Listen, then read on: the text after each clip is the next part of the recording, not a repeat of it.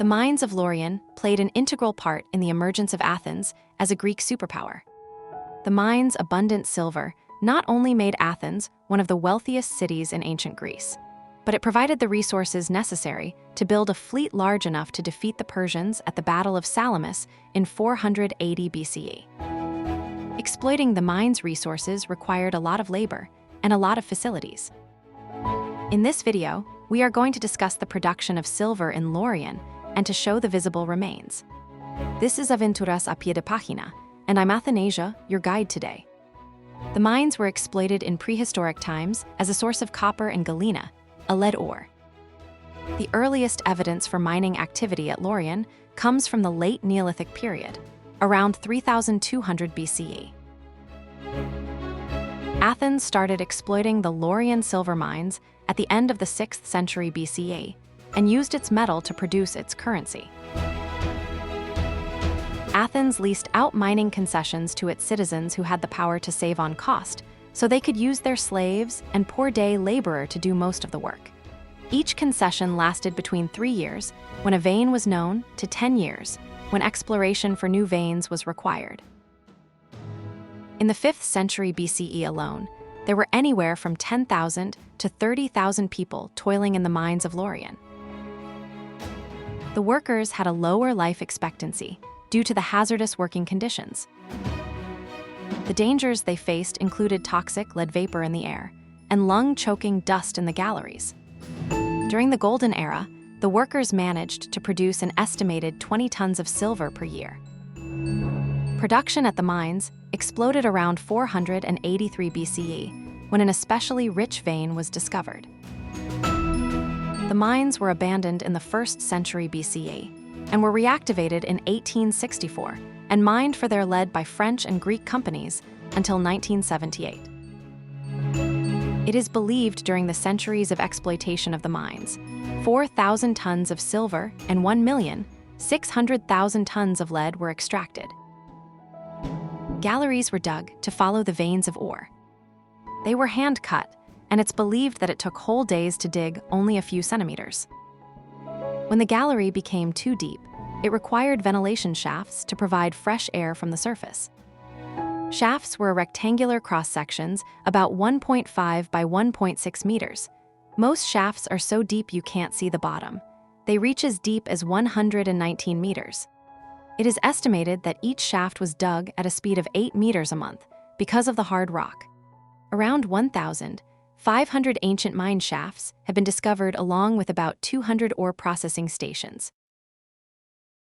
After extracting the ore from the mine, it required to be broken in smaller chunks. For this step, several devices were used to crush the rocks, like trachyte mills. Some of those devices are preserved in the Archaeological Museum of Laurion. Then, mine workers used washeries to help clean rock from the ore.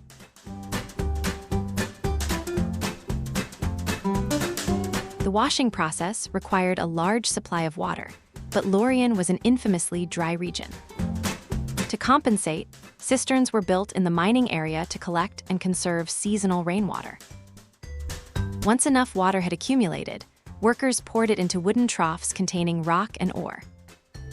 The water's flow separated the lighter grains of rock from the heavier ore, which was caught in depressions at the bottom of the trough. The newly cleaned ore was collected for refinement, and the water was redirected back into a tank. Not all washeries used the same design. A few kilometers north, we managed to find an helicoidal washery next to some more normal facilities. Apparently, this design was more efficient, but also more rare.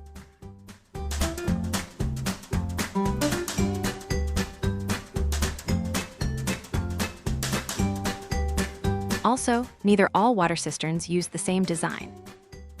We found some cisterns that came in pairs, where the smaller one functioned as a settling basin, and it was connected to the larger cistern by a small channel at the top level. Fresh, drinking water was stored in separate bell-shaped cisterns, with a narrow opening for easier closing. Following the washing, the granulated ore was mixed with clay and given the shape of bricks or plinth for easier transport to the furnaces for smelting. To do the smelting, the ore was placed in a furnace filled with combustible charcoal. Its purpose was to isolate the silver-lead alloy in the ore. There is a group of partially preserved ore furnaces in Punta Ziza, 5 kilometers east of Laurion. This group consisted of 12 furnaces, and each furnace consisted of 3 areas: a back terrace, 1.5 meters higher, used to feed the ore from the top, the furnace, and the courtyard where the smelted alloy was extracted. Bellows pumped air into the furnace to control the temperature. Inside, the ore burned, emitting a toxic smoke that was evacuated through a chimney. Eventually, the silver alloy was separated from the slag and collected for the last step in the refinement process. The final step, cupellation, also required a furnace. In the area we explored in Laurion, we managed to find only 2, but we know there are not many furnaces left.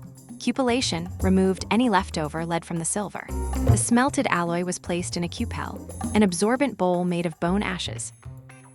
It was then put in a furnace, where it absorbed the lead and left only silver behind. The silver was used to mint coins, where the most famous is the Athenian silver tetradrachma, with image of Athena on one side and the owl, the symbol of Athens, on the other. Regarding the main byproduct, the lead was used to create weights, loom weights, hooks, cramps, and clamps. Lead was sold in bars or in circular dishes, known as turtles. There was a specialized lead market east of Laurion, in the current village of Limani Passa. The ancient agora has not been excavated, and the few remains are hidden by the overgrown vegetation. The market for lead was definitely not as important, and only an infinitesimal fraction of the extracted lead was given a use. According to the geographer Strabo, in Roman times, there was an attempt to exploit the ancient slag, which makes sense, as lead was widely used in the Roman Empire. The ancient slag would be exploited for lead in modern times. Also, just to let you know, there are some ruins of ancient buildings underwater in Limani Passa Beach and Punta Ziza Beach, which we will explore in a future video. The area of Laurion did not just comprise the mining facilities, but also of other buildings. Some of the ore processing complexes, like the one known as Asclepieion, as it was dedicated to Asclepios, not only comprised of water cisterns and washeries, but also residences for the workers, plus a dining hall. Also, if you pay attention, you will see some house foundations under some modern roads. Watchtowers were necessary to control the operation of the mines and to protect the area, as silver was a very valuable commodity. Some towers are believed to have been used as homes and granaries. Near the Agralza quarry, the source for the marble of the Temple of Poseidon in Sunia, there was a white marble tower.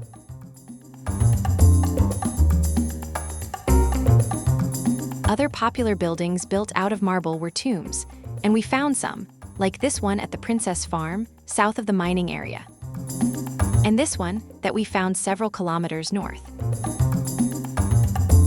One last very interesting detail is that the area is full of rustic epigraphies, which would be the technical term for ancient graffitis. The subject is so interesting that we are going to explore it in greater detail in a future video. Provided you have enough time during your stay near Athens, Laurion is an absolute must-visit, as it provides a unique experience in a unique landscape. You can visit the area on your own, as it is open 24/7. There is a specialized museum, called Mineralogical Museum of Laurion, located at the Laurion mines, that only opens with prior reservation. There is also the Archaeological Museum of Laurion in the modern town that displays artifacts from Laurion, from Thorikos, and from the archaeological site of Cape Sunia. This museum is very interesting but quite small, and it can be seen in an hour. If you like this content, please consider supporting us by buying us a coffee or one of our maps or audio guides. Thanks for watching, and see you in the next adventure.